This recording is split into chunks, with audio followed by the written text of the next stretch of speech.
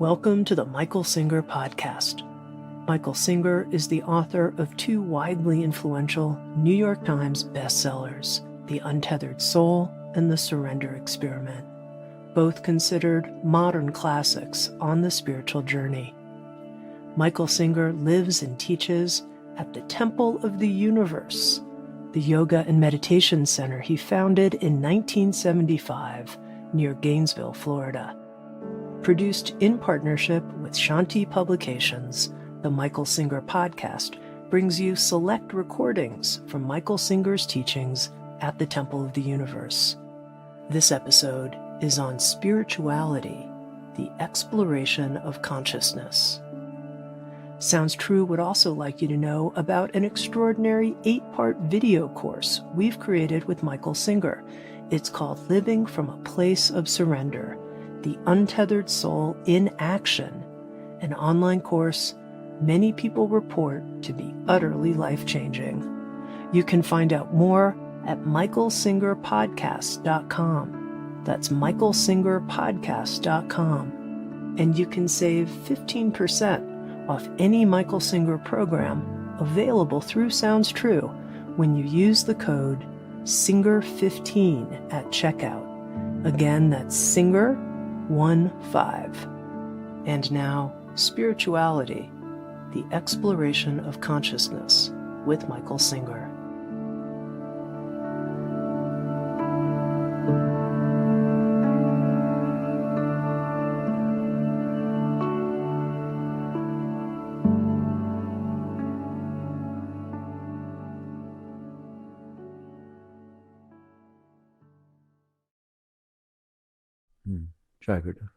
Jai Masters. The link between psychology and spirituality is very deep, it's very close. It's not that one's wrong and one's right. It's that psychology studies the behavior of the mind. That's what it's doing, how the mind got the way it is, why it does what it does, why different people's minds are different ways. It's not that different people are different, it's that their minds are different. People behave according to what their mind tells them to do. Spirituality is what's called transcendent to mind. But shouldn't be a mystical word. It's very simple. We make it complicated. It's very, very simple. You are aware that you have thoughts. There, that's it. That's how simple spirituality is. Are you aware you have thoughts? Right now inside your head, I want you to make it say hello, hello, hello over and over again quietly, inside. Is it doing it? How do you know? That's spirituality. I swear we make it so complicated. How do you know that it's doing it? I don't know that your mind did it, but you know it did it. The answer is very, very simple. You are in there. I don't want to get into who you are or how you got there or how long you'll be there or whether you'll be there after the body dies. I couldn't care less. All I know is you're in there by definition. And you have a quality. It's called consciousness, awareness. You are aware of things, are you not? I swear to you, that is spirituality. The word spirit means you. Don't give it other meaning. Don't do anything. It is trying, you got to give some a word. We're trying to talk in a language. So if something's trying to refer to you in there, not what your mind is saying, that's your mind. Those are your thoughts. Not what you're seeing, that's what you're seeing. Somebody's seeing it. Somebody's noticing the thoughts. Somebody's feeling the emotions. Somebody's seeing what's going on through their senses. What do you want to call that? Some people call it self. Your innermost self, your essence, your soul, your Atman. I don't care. They're just words. I don't need a word. Hi. You know what I call it? I'm a computer guy. I call it the end user. That's the end user, isn't it? Right? You're in there. You're the one who gets all the information, the receiver of all the information. You're the ultimate receiver, the final being. If your mind was not talking, very rare, but if it was not talking or creating thoughts, guess what? You would know. When you go deep into meditation and you come back, people say things like, oh my God, my thoughts stopped. My thoughts never stopped before. It was so peaceful. It was so quiet. How do you know? Is it the same you who notices that the thoughts stopped as who notices that there were thoughts? How do you know it was peaceful? It's so simple. It's ridiculous. We make it so complicated. You just happen to be in there, and you happen to be conscious. Therefore, you happen to see what you're seeing. But we get misled, like our great philosophers who say things such as, I think, therefore I am. That is ridiculous. I am, therefore I notice my thoughts. Anybody who meditates and notices that the thoughts stop in deep meditation, they still exist. How do you know? Because you know they stopped. And they're thinking, oh, look, my thoughts stopped. No, that's just a layer of mind. Be careful about that. I don't want thoughts about the thoughts, right? That's nothing. But there can literally be no thoughts. How do you know? Intuitively, because you exist, you know. How do you know he's wearing a hat? How do you know she's not? The same exact way.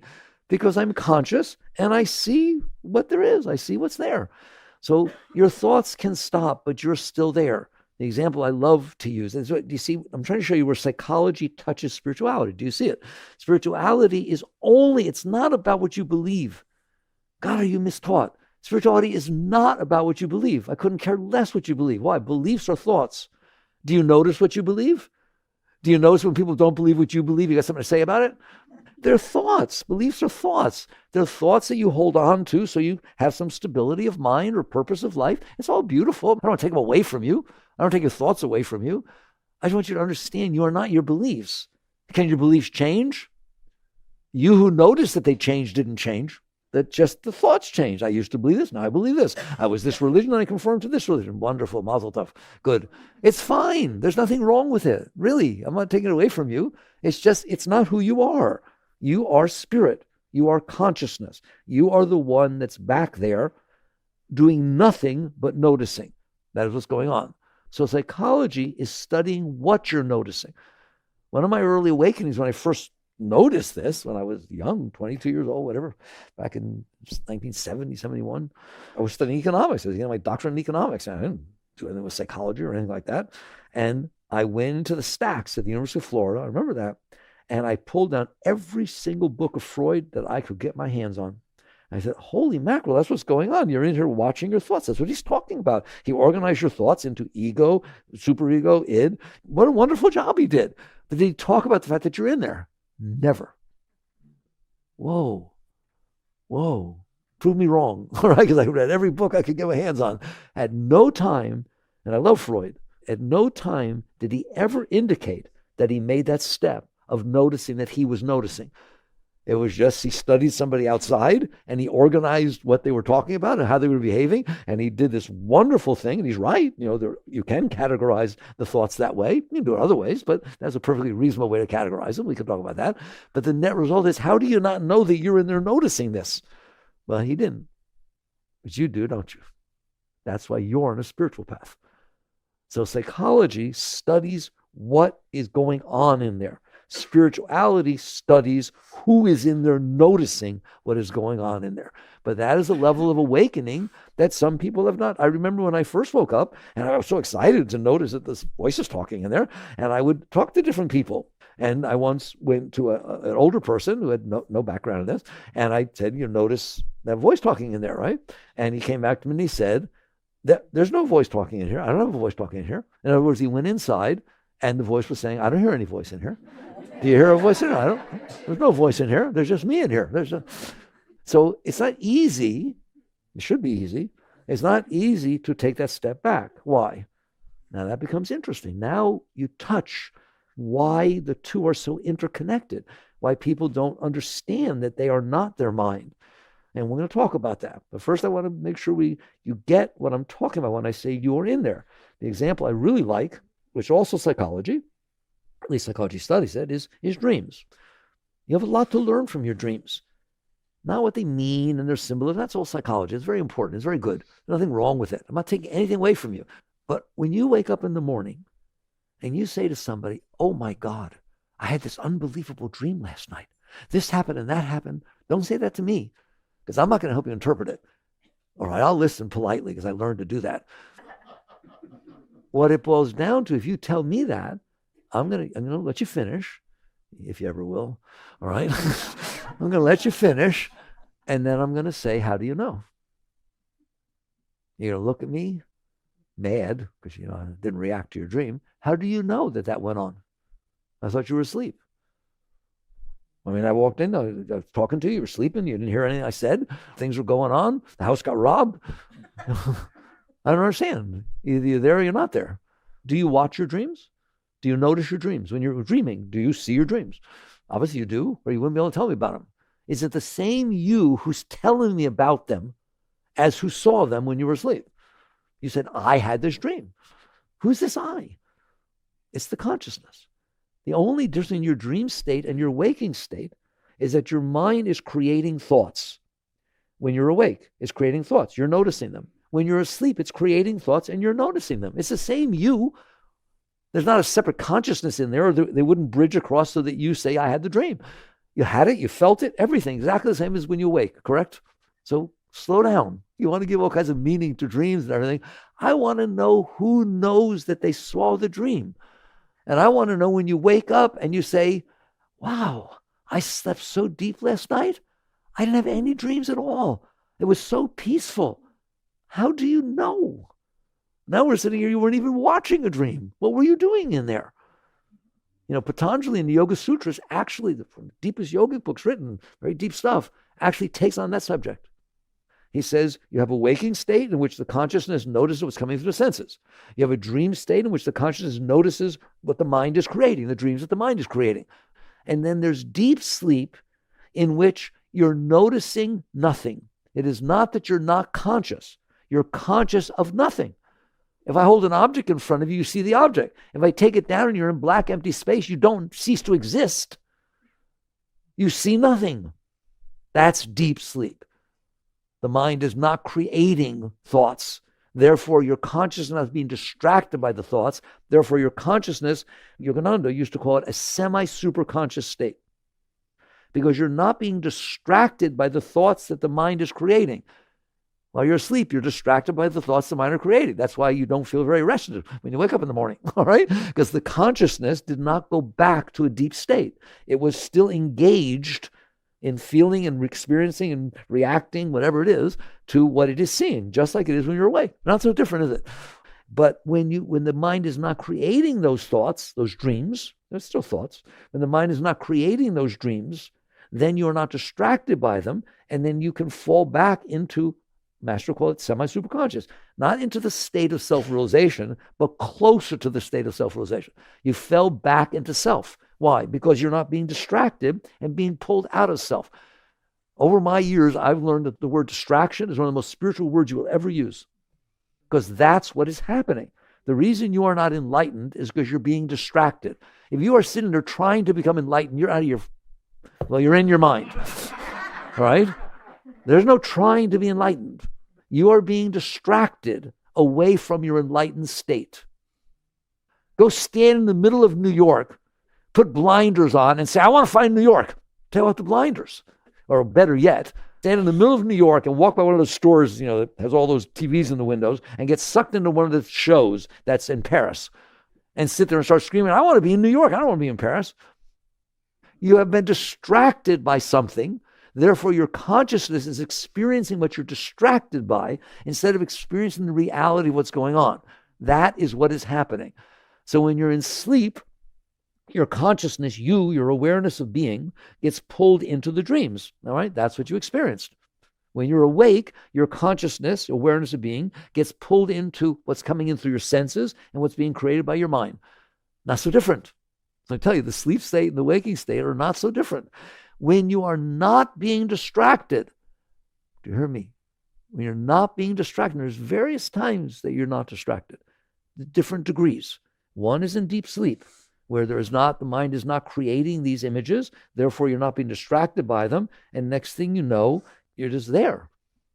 You're just there. It's very peaceful, very beautiful, and very resting. Of course it is, because you're not creating commotion about stuff. There's another time, deep meditation. In deep meditation, if you've ever gone there, I hope you have, you just go past the state where the mind is talking, and then there's nothing. The Buddhists call it empty mind. There's just nothing. There's just absolute quiet. And it's so peaceful. Like 1 minute, forget it. 1 second in that state will change your life. Period. Because in 1 second, you find out you're not who you thought you were. Notice, you're not who you thought you were, because you existed without those thoughts. And it was very peaceful and very beautiful. But there are other times where you're less distracted.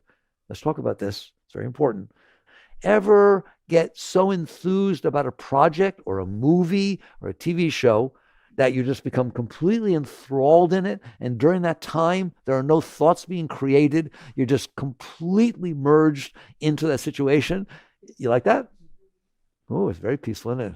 Very beautiful. Like everything opens up. And ever turn the corner and see a sunset that is so beautiful that it totally distracts you from the neurosis of your mind? So it's distracting you, but you're distracted by 70,000 things at once, right? This is at least that's what one-pointedness is. God, it's so deep. It is not true that meditating on a candle means anything. But yet Patanjali teaches that concentration is the first stage in enlightenment. Why? Because you are now only being distracted by one thing instead of 6,000.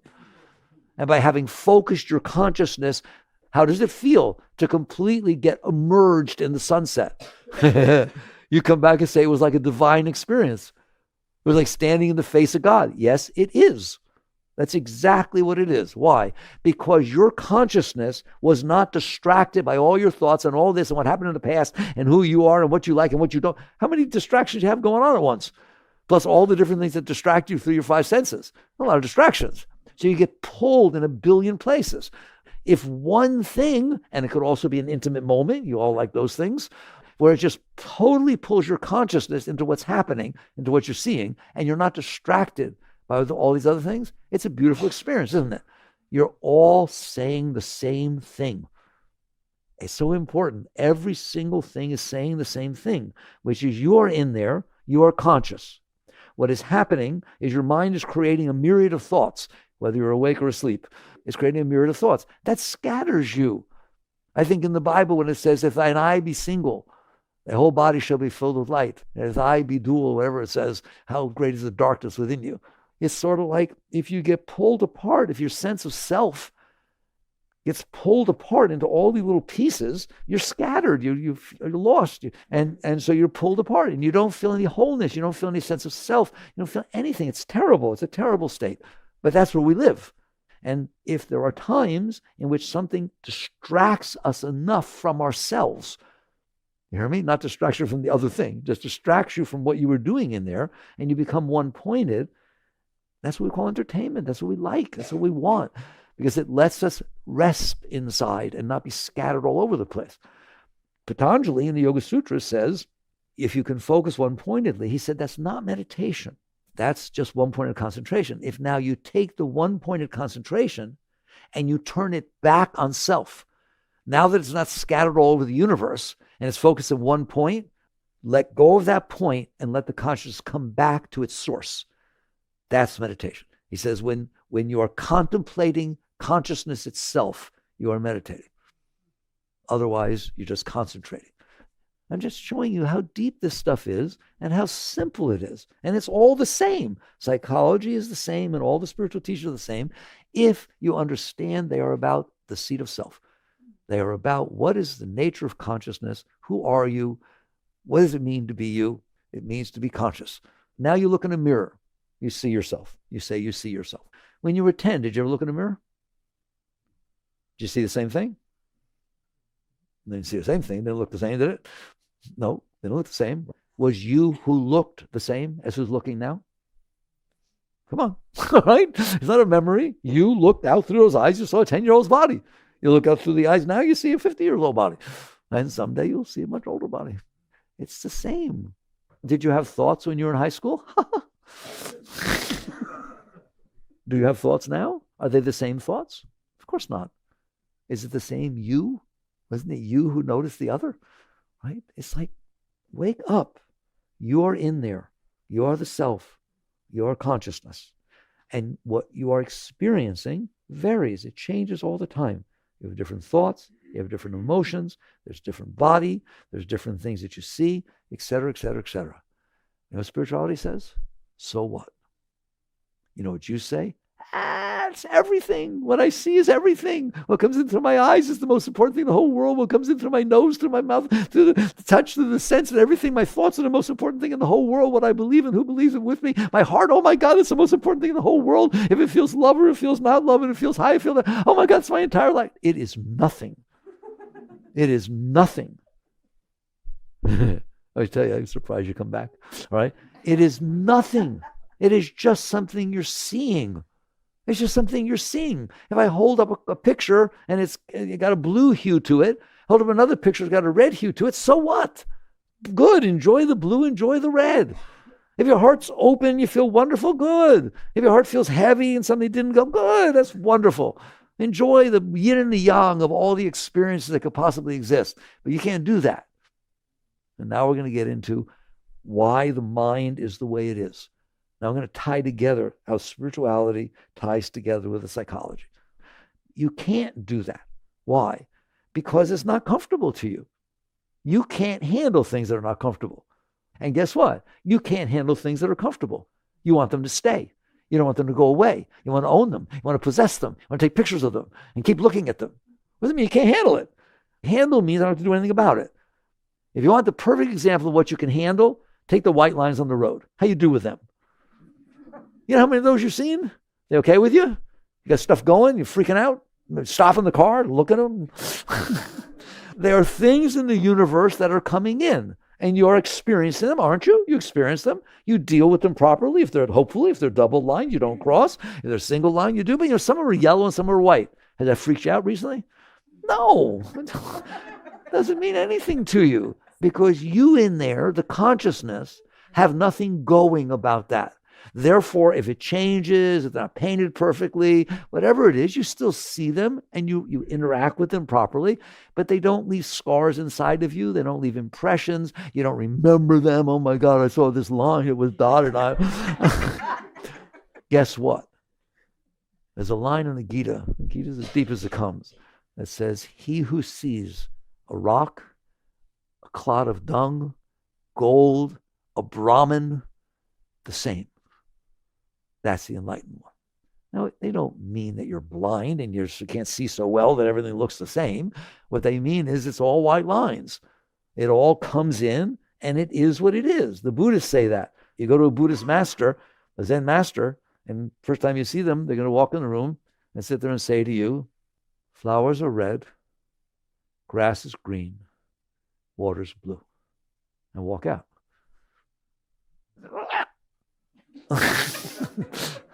Lines are dotted, lines are white, lines are yellow. That's what they're saying. What are you doing freaking out over what color the flowers are, over what color the water is, over what color the grass is? It is what it is. Why are you doing something about this? What is the problem here? Why can't you handle that you drop down into a world that has colors? You drop down into a world that has shapes.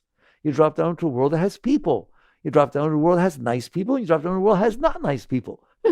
You drop down into a world where people's hair gets frizzy when it's humid out. You drop down into a world where little pimples break out when you're in high school. You drop down into a world in which there are dotted lines.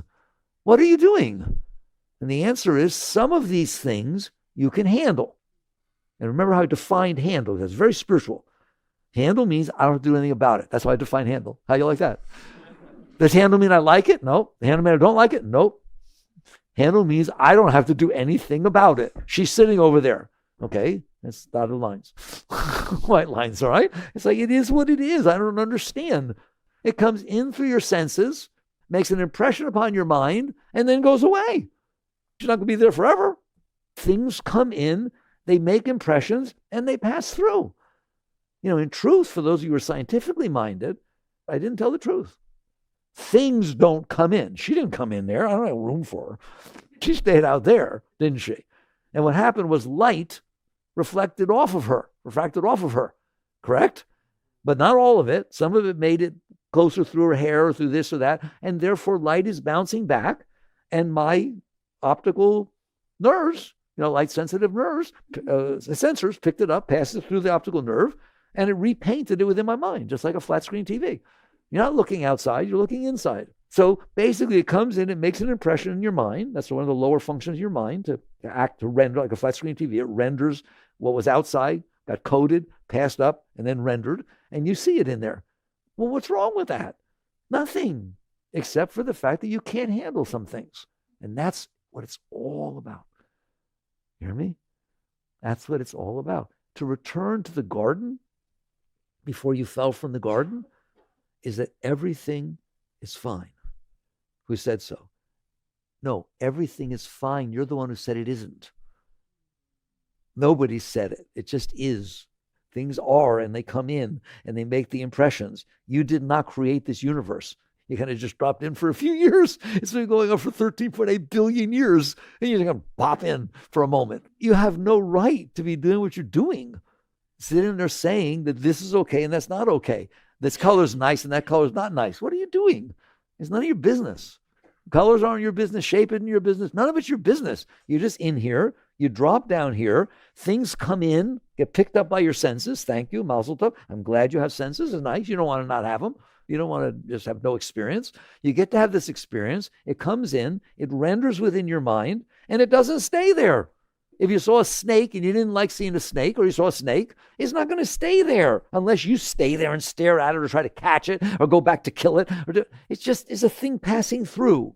Everything is passing through. The Buddhists say everything's temporal.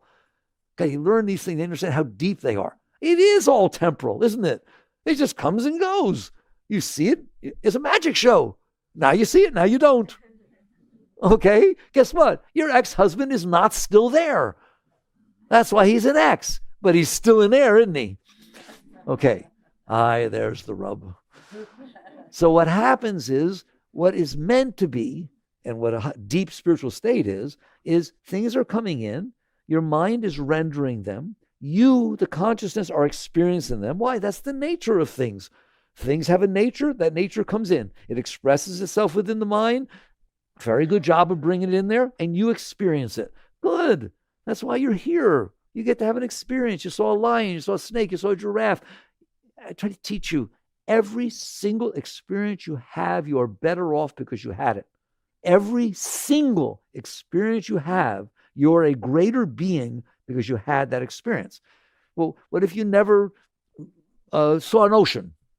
You never saw the ocean ever in your life. That's okay, but obviously when you see the ocean, you're a greater person than you were that had never seen an ocean. You had another experience. It affected you. You became whole. You could conceive things better. Every single experience you have makes you a greater being. Makes who a greater being? My mind, I have more knowledge? No, it has nothing to do with that. It's because it pours into the self. It pours into consciousness. It's something you became conscious of. If you've never seen a snake before, I don't want to go hiking with you. You're going to be weird, right? If you've seen snakes before and you understand they're not going to bother you unless you bother them, and you watch where you step, you're a knower of snakes. You're a knower of oceans. You're a knower of divorces. You're a knower of marriages. You're a knower of young. You're a knower of old. Oh boy, that's how you get wise. Things come in, you experience them, and you become comfortable with them because you've experienced them. All right? So that is your life. That's the gift that was given to you, is all these events are going to keep unfolding in front of you throughout your entire life, and they come in and they let you experience, even the same event is experienced differently when you're 10 and when you're 90 years old. So it's an unbelievable thing that's been created here. So it comes in, you experience it, it pours in. It's like rivers. All the rivers and streams of the world pour into the ocean. All of the objects of sense pour in through the sense and pour back into the ocean of self. And the water becomes greater. It's, oh my God, it's hard to even talk about. All I know is you're a better being because of everything you experience. Unless you can't handle it. That word handle is very important. What do you mean I can't handle it? What's that all about? Oh, that's a deep subject. All right? We're now talking about the evolution of the soul. Very difficult thing for people to understand. You in there, yes, you are fully enlightened, period. You are it. You're God. You are. Consciousness is consciousness, period. Take a drop out of the ocean. It's the ocean. Take a drop of focused consciousness. It is consciousness. So the consciousness, the universal, the absolute, has focused down like you watch a TV show and get sucked in, has focused down on your thoughts, your senses, and your emotions. Just like watching this one TV show. But nowadays there's 1,000 TV shows going on at once. It's unbelievable with cable, right? But you watch one. Well, you don't see the others. That's how you think of the divine. It's watching. That consciousness is watching your thoughts, your emotions, and what's coming in through your senses. And I mean watching completely. It's just totally focused on that. Very good. And it's so beautiful. In the scriptures, they talk about Atman and Paramatman. And that's Paramatman is the absolute, and Atman is the focused. When the consciousness focuses down to a particular object, which is you, your thoughts, your emotions, and so on, then it watches that completely. But when you do that, you have limited yourself. And what happens is when things come in, experiences come in, and they hit your emotions, they hit your thoughts, and they're coming in all together, there's a variety of vibrations. Buddhists call it the nature of things. A rattlesnake is different than a butterfly. Gives off different vibes. A butterfly flying by and landing on your arm is very different than a rattlesnake curled up and rattling. I don't have to teach you that. You just try and experience it. Everything gives off its energy. That energy comes inside of you. And there's this entire spectrum, just like the light spectrum. There's an entire spectrum of energies that can be experienced. Are you okay with that? Who's the you? The consciousness that's experiencing them. Your being, you. Are you okay with those vibrations? And the answer is, I'm okay with butterflies, but not rattlesnakes. Aye, there's the rub. Now you listen to me. That's where psychology starts. There's no psychology in the real world. There's just the mind doing its function of rendering what's coming in. You have the ability to intellectually create thoughts. That's what psychology is about. Psychology is not about the fact that you learned about atoms and how they split. No psychologist studies that. Okay, they're about the fact that you have likes and dislikes and you're upset and you're depressed and you got all kinds of emotions and personalities. That's very different than pure intellectual thought. Pure intellectual thought is a computer. You have a computer built in there. That's wonderful. Every one of you have a brilliant, brilliant computer. You have a human mind. It's what you did with it that's the problem. All right? So what happened is it comes in and then something happens that you feel resistance to. Can anybody relate to that word? You feel resistance to it. It wasn't comfortable. That's it. What did you do with that resistance? I said, if you could handle it, you don't have to do anything. But you couldn't handle it. It wasn't comfortable. Therefore, you did something. And this is the birth of psychology, and it is the fall from the garden, right? Is you said, not in words, but you in there, the self, said, no, not on my watch. Not on my watch. You didn't say that to me. You did not say that to me. All right? I did not see that rattlesnake. My parents did not get divorced. No, I don't want a new daddy. I like my daddy. You understand that? You don't have to say it. Just a primal vibration of not comfortable. Not comfortable. So what do? It happened. It's there. It's coming in. All right?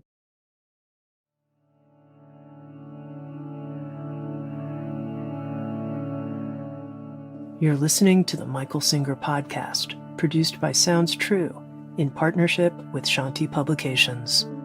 Sounds True has also produced with Michael Singer an extraordinary 8-part video course, Living from a Place of Surrender, The Untethered Soul in Action. You can find out more at michaelsingerpodcast.com and save 15% when you use the code SINGER15 at checkout. Now, back to Michael Singer on spirituality, the exploration of consciousness.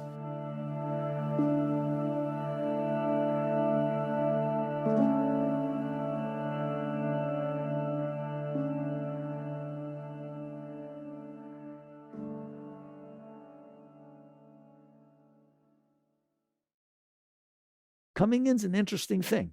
If I stand in front of you 20 feet away and yell at you, but then I start walking toward you, right? It gets less and less comfortable, doesn't it? As I get closer and closer.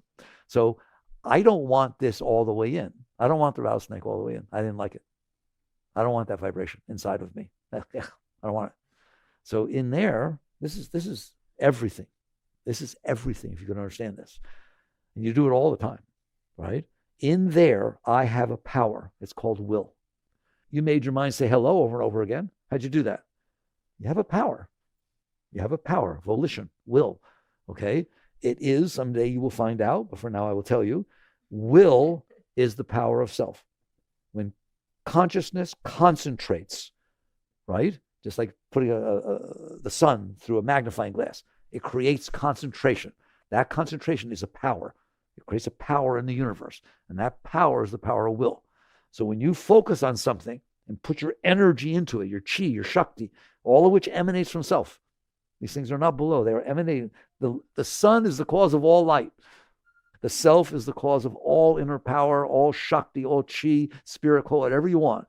When it focuses on something, it pushes energy out toward that. So when you focus on that rattlesnake inside, not outside, it already came in, started rattling in there. I don't care if it's out there, right? But I experienced it. Starts rattling in there, right? I resist it. I don't want it coming all the way into me. How about you? There's no way in the world I am letting that vibration any further back than it already was, further in than it was. So I use my will, my power of will to push. Do I push the rattlesnake away? Don't. I hope you don't, right? But no, I don't. I can't push the rattlesnake away. I can push the impression that the rattlesnake made upon my mind. I don't have to let it into self. There are some things you want to let into self. You love me? Well, how do you know? Oh, hold me closer. Oh, really? You don't want to do that with a rattlesnake, do you? Okay, there are things that you want, you wish you could be more open, don't you? Okay, that you just, don't you feel like you want to just let it all the way in and merge with it? It's a deep spiritual state. I'm showing you live in this stuff all the time. Other things, I don't want that thing coming inside of me. And so you push it away. There it is. Acceptance, resistance. That's what you're doing in there with your consciousness, with your will. So when you push it away, I do this in the course. I did a course with SoundStream. I encourage you to take the course. I get 1 hour here. It's 9 hours long. I did it all very deeply, right? What you do when you push it away, where does it go? It really happened. I can't make it not happen. If you're bothering to resist it, it already happened. Right or wrong, right? I can't undo it. I can't make it not happen. So it happened. It comes in. I'm not comfortable with it in here. I don't have to think about it. I'm just not comfortable. I don't want it in my face. I don't all the way in my face. I have the right to keep it at a distance. So I use my will to resist it. That is the birth of the science of psychology, because that is the birth of the personal mind. What is the personal mind? You have a brilliant mind that can do anything. If what you're doing is yourself, that's the personal mind. I like it. I don't like it. I remember what he did to me. Oh my God, I wish this would happen. That's just personal stuff. You're basically using your brilliant mind that learned about splitting the atoms and flying to the moon to figure out how to make everything be the way you want. You got that one down? All right, that's the personal mind. That's the ego mind. That's the mind Freud studied, okay, the personal mind. Like I said, he didn't study that engineers are out there figuring out how to get spans of bridges. He didn't care about that, right? That's just pure intellectual thought. It's this stuff, this mesh you made in there because you built a personal mind. You made your mind focus on yourself. So basically, when you resist, when you sit there and say, I don't want to experience this, and you push it away, I'm telling you that is the birth of psychology. Why? Where did it go? Yeah, the rattlesnake crawled away. Did that go away when the rattlesnake crawled away? It did not go away. It was an impression that got made inside, and it got burned into your mind, and it got rendered there because you didn't let it go. You could have let it go. Then it would have gone away. Rattlesnake gone, thought gone. Rattlesnake gone, thought gone. Butterfly gone, thought butterfly gone. Now I'm ready to, that's called be here now.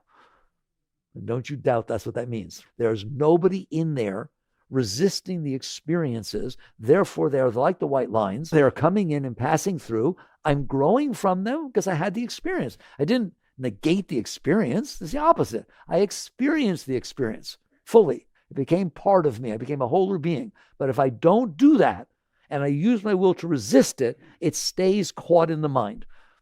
All right? Very much like the original plasma TV screens. They used to say, don't buy them, because if you pause, the image will stay on the screen.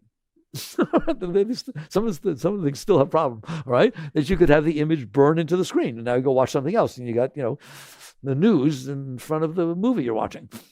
Okay? You held that thing inside of you. So now the rattlesnake's gone. It's been gone for 6 months. You're walking out in the woods, which you used to walk a long time, no problem, right? And all of a sudden you hear something. Guess what it is? It's a rattlesnake, isn't it? Whoa, wait a minute. It didn't used to be a rattlesnake. How did it become a rattlesnake? You see a rope. It's a rattlesnake. You go to sleep. It's rattlesnakes. What is that all about? You stored it inside of your mind. And because you stored it inside of your mind, it left an image there. Why? Because you kept it there. It does not naturally stay there. It requires your will to hold it there. And when it comes back up, you push it back down. When you remember that the parents got divorced when you were 6, you get uncomfortable and you know what you do in there. Okay, that's it, man. All right? This resistance to the experience creates the personal mind. So now you stored rattlesnake, you stored divorce, you stored this, you stored that. And now all of a sudden, that's what you think about. That's what your thoughts are created about, et cetera, et cetera, et cetera, et cetera. And then you develop, and it's hard to live in there. Why would it be hard to live in it? It was hard to experience the rattlesnake. It was not comfortable. I admit it. It was not comfortable. Well, if it's something not comfortable, let it go. You don't want to keep it there, but you do. So you take this thing you don't like and you store it inside of you for the rest of your life. That's weird. And you start collecting all these bad experiences. Well, now it's hard to live in there. It didn't used to be hard to live in there. It used to be the most beautiful experience was the Garden of Eden. You're just in there experiencing, growing, experiencing. Oh my God, you wake up in the morning, I wonder what I'll experience today. Let's be as little children. It's the most exciting thing that could ever be. You're enthused, you're involved. Everything blows you away. Oh my God, you're so turned on. That is what is meant to be. By the way, that is what is until you ruined it. But you didn't really ruin it. You ruined yourself. Okay? Why? Because you said no. I don't want to have this experience. No, I didn't see a rattlesnake. No, this didn't happen. And by resisting it, you kept it. So now, obviously, it's hard to live in there because you collected the things that bothered you. Didn't you? Every single thing that ever bothered you is still in there. Right? White lines aren't in there. That's why I use that example. Right? Not every white line you ever saw is in there. At least not bothering you, not doing anything. So, but those things that bothered you, you kept those. That's called a negative samskara. That's what it's called in the ancient scriptures. You store that. Now, there are positive samskaras that are just as bad, but you have a lot of trouble with that. So I'll just stay with the negative ones, right? Why would a positive samskara be bad? Because you met somebody and they were really, really nice when you were in junior high school, and before you had your first argument, their parents moved them away. And to you, it's like, oh my God, this guy Ben is the perfection of every relationship that could ever be. And you'll spend the rest of your life looking for Ben in every person you meet. Exactly the same as a negative experience. Go to Hawaii. Have a great time. Don't go back. Don't go back to a restaurant you really liked a lot. Don't bring all your friends. Oh, well, it wasn't that last time the portion was bigger. That was a different thing. They weren't playing this loud music. Understand that? You will store the impression, but you won't push it away because of resistance, right? I'm not resisting. I liked it, right? You will do what the Buddhists call clinging. You will hold on to it because you liked it and you don't want it to go away. That stays inside. Look what you're doing. You're building the psycho. I mean, the psycho. You're literally, it's psychology, isn't it? All right. So what you've done is you stored everything that ever bothered you, and you stored very few, but you stored the things that were extremely positive. You clung to them. Now you're looking for it to happen again, or you're looking for it to not happen again. How about that? Right? And then what you did, because you can't live in there, and it's difficult to live in there because it's difficult to live in there because you got all this stuff, is you start to use your intellectual mind again. Use your mind to store all this stuff. Now use your intellectual mind to say the following. This is what I felt. People think I talk against the mind. I do not talk against the mind. It's your fault, not the mind's. The mind's a brilliant, beautiful thing. So what you did, you then went to your mind that you stored all this stuff in, and you said, oh mind, Guruji, God, figure out how everything and everyone needs to be every moment so that I'm okay when I have all this stuff in here. How does my husband have to behave so he doesn't hit my stuff? How does the restaurant have to be so it matches what I expect it to be? Just make a model. Make me a model of how it needs to be for me to be okay. And we got one of those, right? And then give it a name. My hopes, my dreams. And they tell you those are spiritual. They're spiritual as opposed to being depressed. All right? When you give it, they say when you're giving up your hopes and dreams, you're dead. Then you're depressed, right? When you don't have them because you don't need them, because you're fully experiencing the moment that exists, that's a better state. Okay? What are your dreams? I dream that someday it'll be the way I want. You think you're dreaming someday it won't be the way I want? Right? I hope someday it will be the way I want. You made up this whole model. It's called your personality, your self-concept. You made up an entire model inside your head It's neither right nor wrong. It's just the entire process is absurd. You stored all this stuff that's not even happening anymore. They make me want to cry. Your parents got divorced 30 years ago. They're dead. What are you doing? Every time you hear the word divorce, you cringe. You refuse to have children because you don't want to end up getting a divorce and make them go through what you went through, and you think that's spiritual. Look how selfless I am. I'm not having children because I don't want them to suffer like I did. I once met a very high spiritual being back in the 70s, right? And he was from India, and he was talking to me, and he came to America, and he just said to me, he said, in one quiet moment, he just looked at me and said, Miki, I just don't believe what the people over here do with their minds.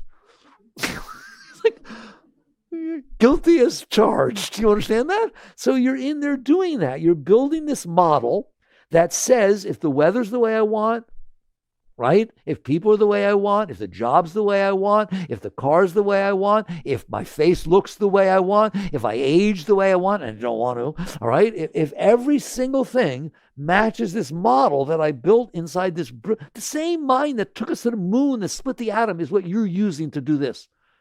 You have a brilliant mind. It's just on you. It got messed up because you're focusing on you. That's the ego mind. You understand that? Why? It's all about you. What you want, what you don't want, what you like. The third Zen patriarch, the great way is not difficult for those who have no preferences. When love and hate are both absent, it means like and dislike. When love and hate are both absent, everything becomes clear and undisguised. Make the slightest distinction, however, and heaven and earth are set infinitely apart. If you wish to see the truth, hold no opinion for or against anything. To set aside what you like from what you dislike is the disease of the mind. There's an enlightened Zen master teaching you, one of the deepest things ever written. But that's way out there, right? But it's the truth. It's the truth because what I'm telling you, if you have stored this stuff inside of you, you have made a mess. Don't then go to the mind that you broke and go to the broken mind and say, oh, darling broken mind, what do I need to do to make you okay? And if what it says to you is, get rid of all this stuff you stored inside of me, I will start pranaming to that mind. You have a guru mind. You have a great mind. You understand that? But it doesn't say that. It says, let's move to a place where the humidity is low enough so the hair doesn't frizz. Right? Let's earn enough money so that we can travel all the time because I don't like what it's like here. I don't like it at all. All right? Let's take our husbands and wives to the therapists so they can learn to be the way they're supposed to be. That's what it'll tell you, won't it? Tell me the truth. That's what it tells you. Let's figure out how not to age. Let's figure out how not to get any lines or varicose veins or anything. Why? Because I don't want to. I don't like the natural process of aging. I don't want to die. Of course I don't want to die. I don't want to die. I have to figure out how not to die. Or at least I don't want to ever talk about it. Don't talk about it. What are you doing? Flowers are red, water's blue, grass is green. That's what's going on. But you can't handle it. And so you made a royal mess of everything. And I mean, every moment of your life is a mess because you stored this stuff inside of you. You don't want to think about it. You don't want to experience it. You don't want to talk about it. You don't want anybody behaving in a way that brings it back up. Do you understand that? So you start to realize what happened. You started resisting, and you've resisted your entire life. And now you resist based on the stuff you resisted. It gets very complicated. And you got all this stuff stored in there. Now you use your intellectual mind to wrap around the whole thing to build what I like and what I don't like. And I'm telling you, every bit of that is built on that garbage. There's not a single decision you ever made of what you like or dislike. It just hit your stuff right or wrong, right? Go try some clothes on and turn in the mirror. Very spiritual experience. Not, all right? Just turn in the mirror, see what happens. I'm trying to see how it hits me. That's exactly what you're trying to see. If it hits something that reminds you of some nice period, oh yeah, when I was in Hawaii, I wore something like this. It really was neat, and that's when I met George. You were buying that thing, right? If in any way, shape, or form, my mother wore something like this. Would you like your mother? If you like her, you bought it. If you didn't like your mother, you're not buying it. You are not making these decisions. They are reactions to the garbage you stored inside of you. So now, like I said, this outer model, the shell that you put around all that stuff is your self-concept. How I need it to be for me to be okay. And that includes everything you believe. That includes who you marry. That includes everything, right? How I need it to be so that I'm okay. If I'm going camping tomorrow, there better not be clouds in the sky. Wow, who are you? There better not be clouds in the sky because I'm going camping tomorrow?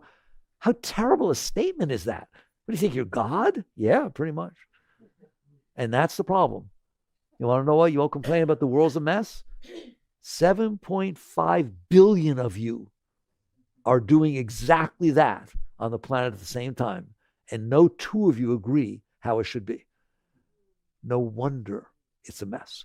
And now it just becomes, the whole thing's about, how do I get it my way?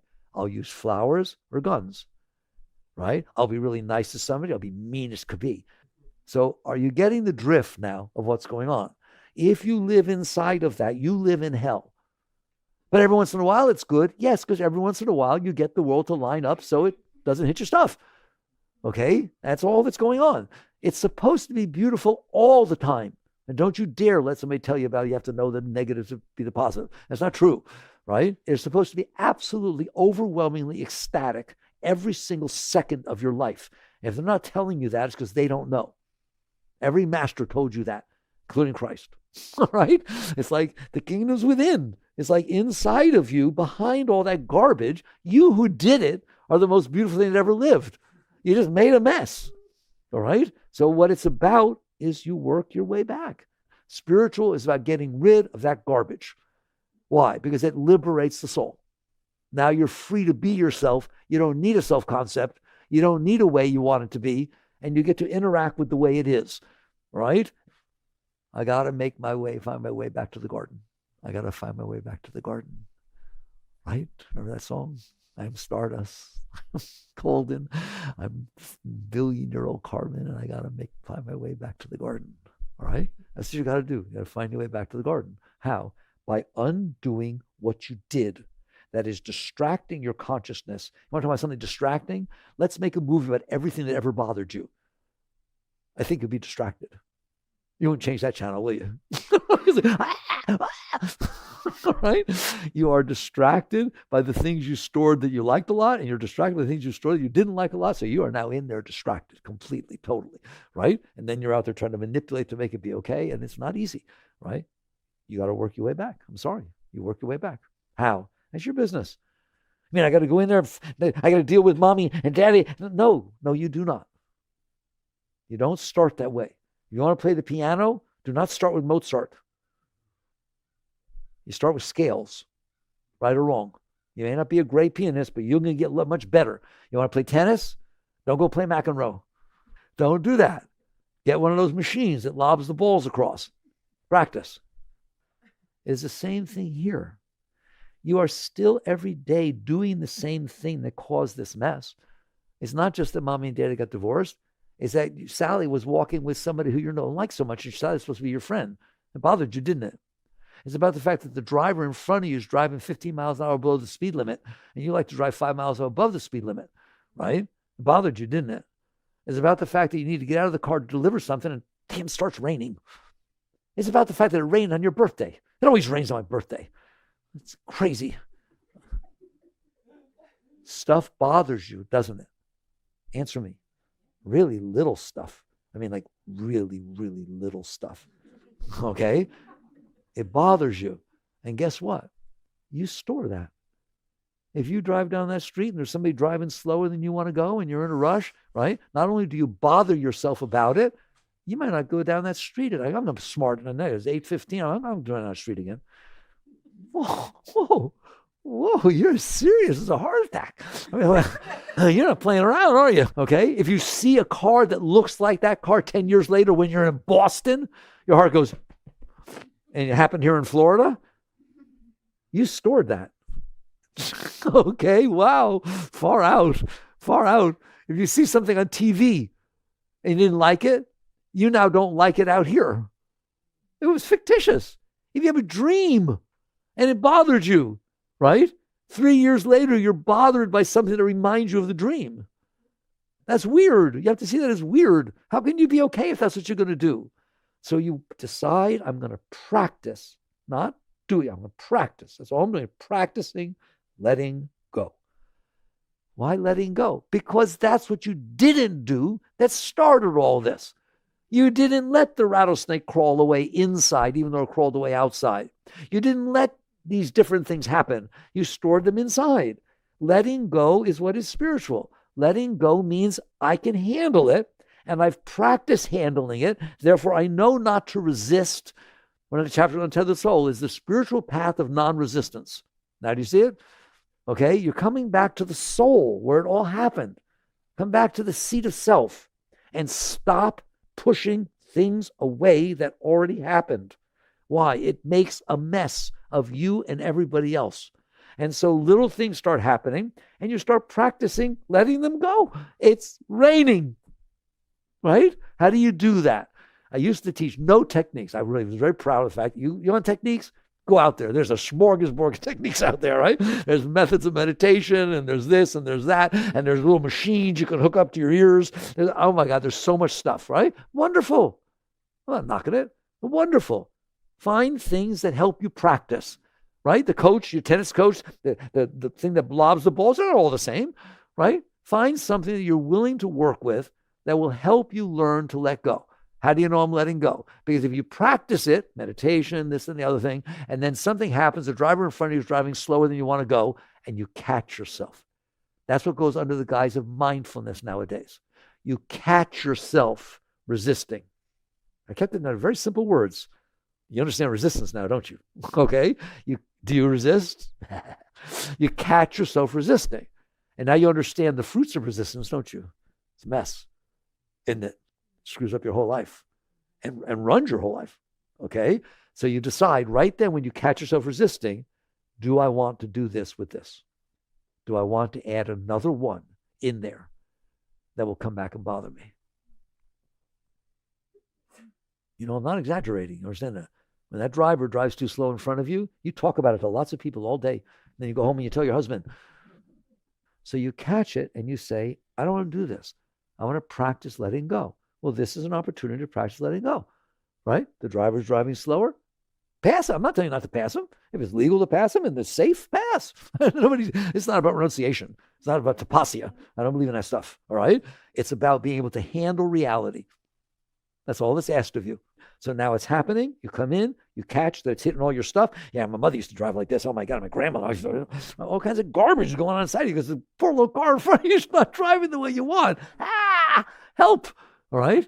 So you practice. How? I've given you now, because you make me, 3 techniques, but I give you just general techniques. 1, positive thinking. Ever heard of it?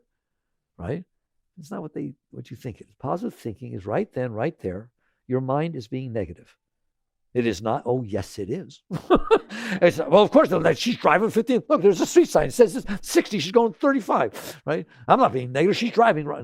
That's negative, okay? You can't handle the fact that the person in front of you is driving. You're sitting in a planet in the middle of nowheres, right? And you can't handle the fact that somebody driving in front of you is not the way you want. All right. Start with positive thinking. Just replace your negative thoughts with positive ones. It wants to sit there and say, how are you doing that? And sit there and just start making, you made your mind say hello when I told you to. Make it say, this is nice.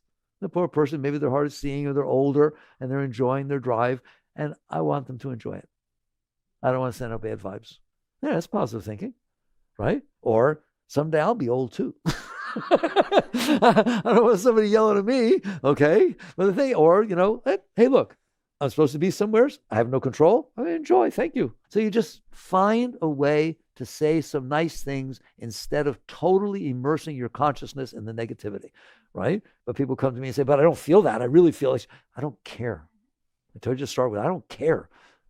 If you're going to let stuff go, don't get into it. So yes, you won't feel it, but at least you're giving your consciousness another place to rest instead of becoming absorbed in the negativity. So you practice positive thinking. The other one is more powerful, all right? It falls under the guise of mantra, but mantra is just a word. What does it mean? You can make your mind do what you want. There's a willful mind and there's a habit-formed mind that comes from all your garbage.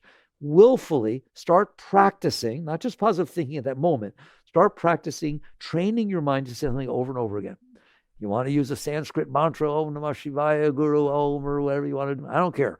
It's your business. Or, I used to say God, God, God. Yeah, that was very simple, right? You're going to say God, Christ, Guru. Just say something that is positive and neutral. Hear me? And say it over and over again. When you're taking a shower, when you're meditating, when you go into meditation, when you're driving your car alone, not talking to somebody. There's lots of moments that you're not doing anything besides listening to your garbage. It's not doing you any good at all to think about what mommy did when you were 6. Right? So you start training your mind instead to say this over and over again. Over God, God, God, God, God. It will learn. You have a very brilliant mind, right? Then what? Then what will happen is you'll be driving behind that car and you'll catch yourself. But you know what? In the background, God, God, God. It does. The mind's capable of multitasking, all right? And you've trained a layer of your mind. Hey, ever get a song stuck in there? I want you to get this stuck in there. Really stuck. So now you have a choice. Do I put my consciousness on the negative spewing mind, or do I just settle back into the mantra? And that's the power of mantra, right? And guess what? You'll learn to choose the mantra. Why? One doesn't take you anywhere as it ruins you. The other is, oh, whoa, I forgot how nice this is. And there's this calm that comes over you just by hanging out with something higher than the negative formed mind, which is the expression of the garbage. And then ultimately, and then we're going to stop, the highest technique that I have found, all right? And it is in line with what the great ones have taught, all right? But I found it personally as I work with myself, right? Is surrender. What does that mean? I'm sitting on a planet spinning in the middle of nowhere, right? There's positive thinking. Somebody's driving in front of me. That is what I want. Good, right? Why don't I just relax? There's a part of me that's resisting. There's a part that's being negative, and there's a part that wants to do something about. There's a part that wants to get out, road rage, all right? I don't have that, but people do, all right? They want to go speed in front of her and ram on the brakes. How could you drive like that? Oh, that's a good one, right? All right? Relax. What do you mean? You in there, it all came about because you wanted to do something about it. What if what you do about it is relax? And now I'm going to cry. I don't know if you understand me. You get to do whatever you want. Don't you ever doubt that. You don't want to smoke? Stop smoking. You want to drink? Stop drinking. Just, you are the most powerful thing there is in there. You're the one who made the mess that makes you want to drink, you understand, or do drugs, right? Just, you can't do it right away. But you practice relaxing. Here is something that has come in. It is not comfortable. Driving uncomfortably. The weather's not what I want. Relax. Just relax. The tendency is to resist. Come to the place, the core, where that is, and relax. Like yoga, when you get into an asana and it's not comfortable, they tell you relax through it. Relax into it. This is the highest asana. When you're back at the place where the resistance is coming from, you can feel it. It's very uncomfortable. Just relax. Relax. If you relax, you don't engage. If you don't engage, you gave it room to pass. And I'm telling you, little by little, you'll get into practice that every time this stuff comes up is an opportunity to let it go. You're not afraid of it anymore. I want it to come up. I don't want it in there. I want to have a nice life. I want to feel peaceful. Just keep letting go. And 2 things happen. One is the stuff has an opportunity. You gave it room to release. It was in there because you resisted. This time you didn't resist. Guarantee you, the minute you don't resist, it's coming back up. I'm warning you right now. Right? If you don't keep pushing it down there, it comes up. You don't need a therapist. You can, but you don't need it. Right? You just stop pushing it down there. Wait till you see what comes up. Everything. In just the right order. And you can always handle it. It's the most perfect thing in the world. You say, how could that be? Does your body have an immune system? Ever study it? Pretty unbelievable, isn't it? Right? It creates white blood cells. They go in there, they attack this stuff, and it throws it out through the lymph. Whoa! There's a whole built-in system, right? That's your physical body. It's gross compared to your higher bodies, right? Your mind knows how to cleanse itself. You don't need anything else. It's just you won't let it happen. You start relaxing and leaving the natural process of purification to take place, that stuff's coming up. The mind doesn't want it in there. That's why it keeps trying to throw it up. Let it.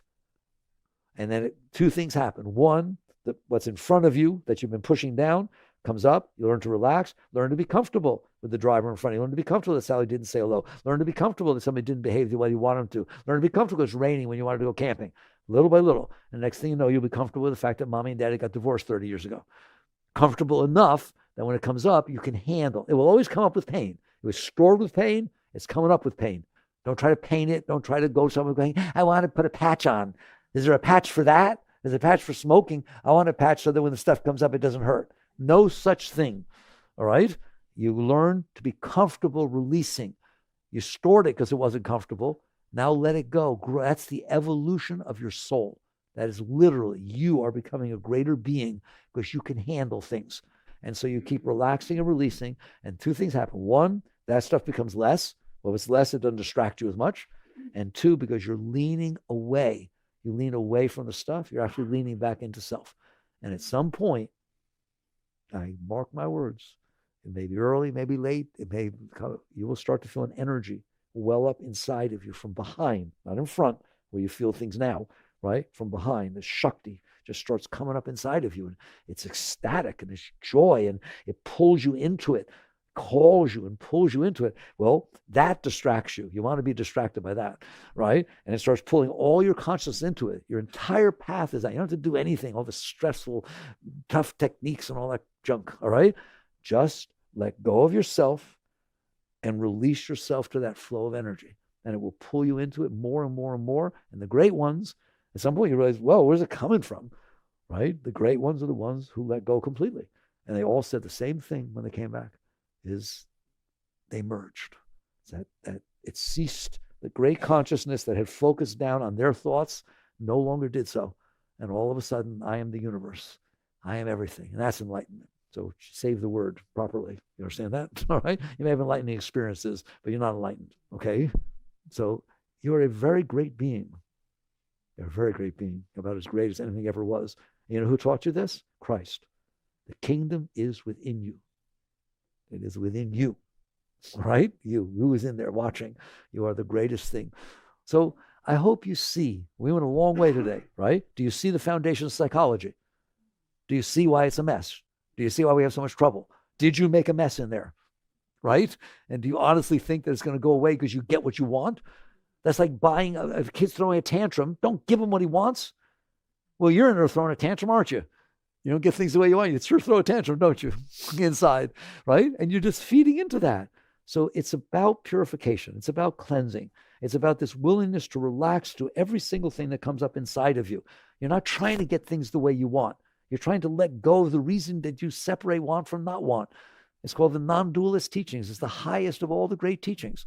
And so you keep relaxing and releasing, relaxing and releasing. It will all happen by itself. There's nothing else you have to do. But you can use techniques. Meditation's good. Mantra's good. These things are great, right? But it's about liberation. It's about freeing yourself from yourself. And all the rest happens from there. Work on these things. Jai Gurudev.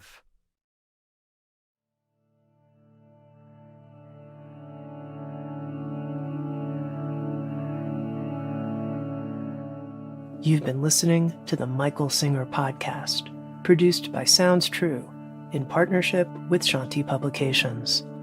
Sounds True has also produced with Michael Singer an extraordinary 8-part video course called Living from a Place of Surrender, The Untethered Soul in Action. You can find out more at michaelsingerpodcast.com and save 15% when you use the code SINGER15. That's SINGER, numeral 1, numeral 5 at checkout. The music you heard is the song Giving It All by Be Still the Earth. Thank you so much for listening. Sounds True. Waking up the world.